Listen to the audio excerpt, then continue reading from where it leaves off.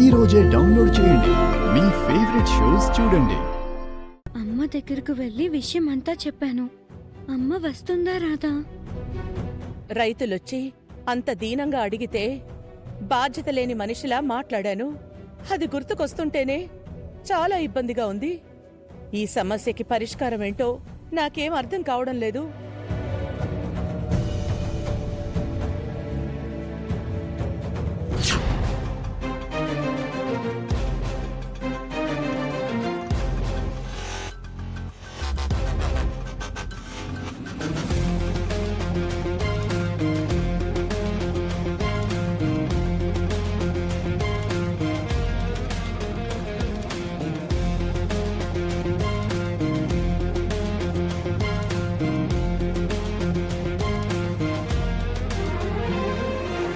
మీరేం దిగులు పడకండి. ఏదో రకంగా మీ సమస్య తీరేలా అమ్మవారు పరిష్కారాన్ని చూపిస్తారు.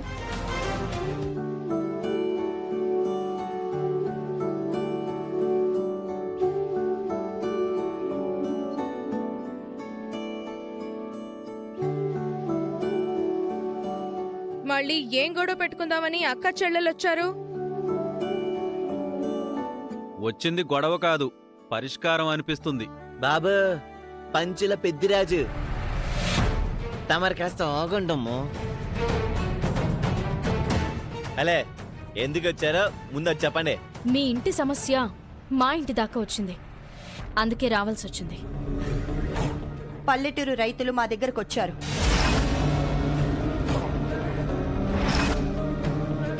మీరు పూజ గదిలోకి అడుగు పెట్టలేకపోతున్నారంట. మంటలొస్తున్నాయంట కదా? అవునమ్మా, ఈ విషయం మీకెలా తెలిసింది? నీ సునకానందమేంటి? ఆగు, ఓ అంటూ సంబరపడిపోకు. ఈ విషయాలన్నీ మీకెలా తెలిసాయి?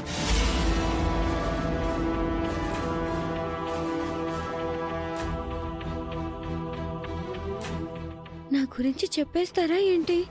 అమ్మ అడుగుతుంది కదా, మా ఇంటి విషయాలు మీకెలా తెలిసాయో చెప్పండి. తెలియవలసిన సమయం వచ్చినప్పుడు ఏదో ఒక రకంగా తెలుస్తాయి. ఎలా తెలిసాయన్నది ముఖ్యం కాదు, తెలిసింది నిజమా కాదా అనేదే ముఖ్యం. మా ఇంటి విషయాల గురించి మీకనవసరం. తెలుసుకుని వచ్చారంటే దాని వెనుక ఏదో కారణం ఉండే ఉంటుంది. ఏం చేద్దామని వచ్చారు? అమ్మను ఎలాగైనా పూజ మందిరంలోకి పంపించాలి. ఈ సమస్యకి ఏదైనా పరిష్కారం చూపించగలుగుతుందేమో. ఇంట్లో సమస్యలు సృష్టించి వెళ్ళింది ఈవిడి గారి వల్ల ఏం ఉరుగుతుంది? అయినా ముందు మీరు బయటికి నడవండి. ఇదే మీతో వచ్చిన ప్రాబ్లం.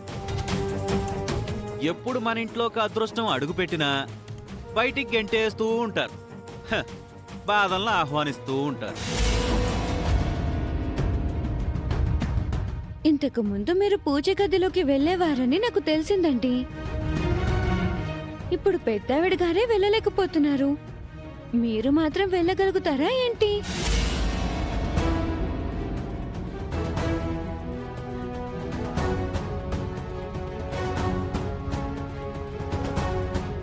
ఇదేంటి ఇలాంటి ఫిట్టింగ్ పెట్టింది?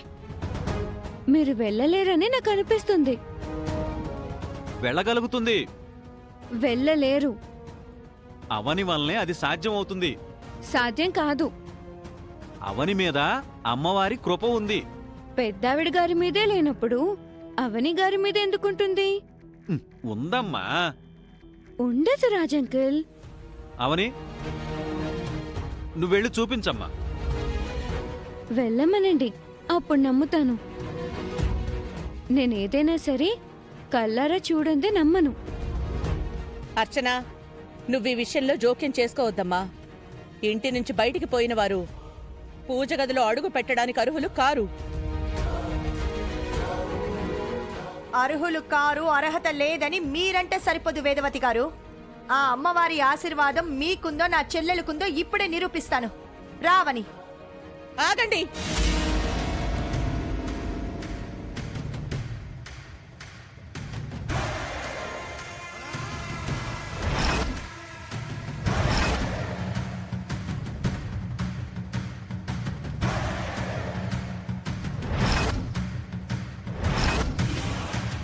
నా ఇంట్లో మీ పెత్తనమేంటి?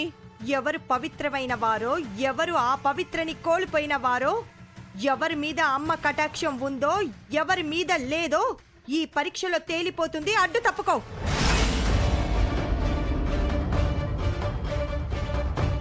మీతో గొడవ పడ్డానికి మేం రాలేదు. పల్లెటూరు జనం మీ మీద పెట్టుకున్న నమ్మకం ఒమ్ము కాకుండా ఉండడానికి ఏం చేస్తే బావుంటుందో మాట్లాడడానికొచ్చాం.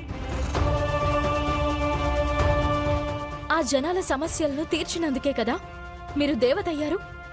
అటువంటి పేరు తెచ్చుకున్న మీకు ఇప్పుడు చెడ్డ పేరు రాకూడదు. ఆ విషయం గురించి మాట్లాడదామని వచ్చాము. నీ ఇంటి సమస్యలు నీకున్నాయని జనాలందర్నీ వదిలేస్తావా? నువ్వు ఇన్నాళ్లుగా కాపాడుకుంటూ వచ్చిన వంశ ప్రతిష్ట ఏమవుతుంది? అది ఆలోచించవా?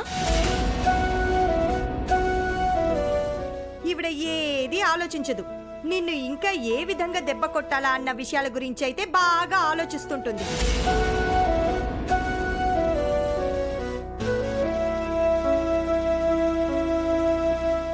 ఈవిడ పూజ గదిలోకి వెళ్ళలేకపోతే నువ్వు కూడా వెళ్ళలేవని అందరూ అనుకుంటున్నారు కదా. వెళ్ళగలవని నిరూపిద్దాం. రా, తప్పుకో.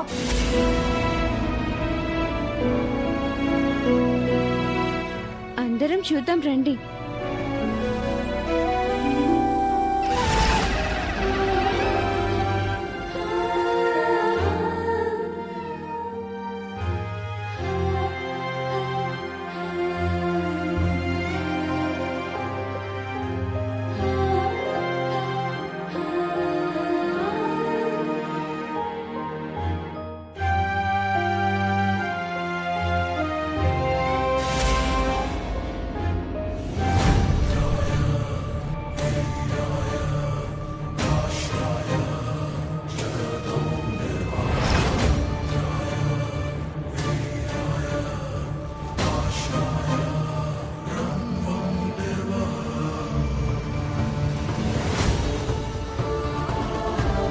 ఖచ్చితంగా మంటలు వస్తాయి. భవానీ, మంటలు రాకుండా చూడు.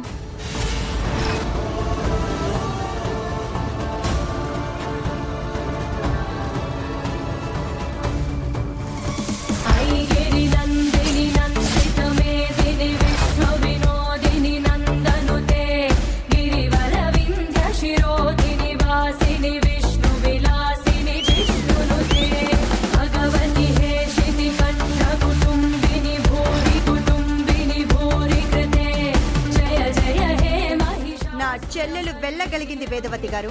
ఇప్పుడేమంటారు? నీలో తప్పుంది కాబట్టి నిన్ను అమ్మవారు అనుమతించలేదు.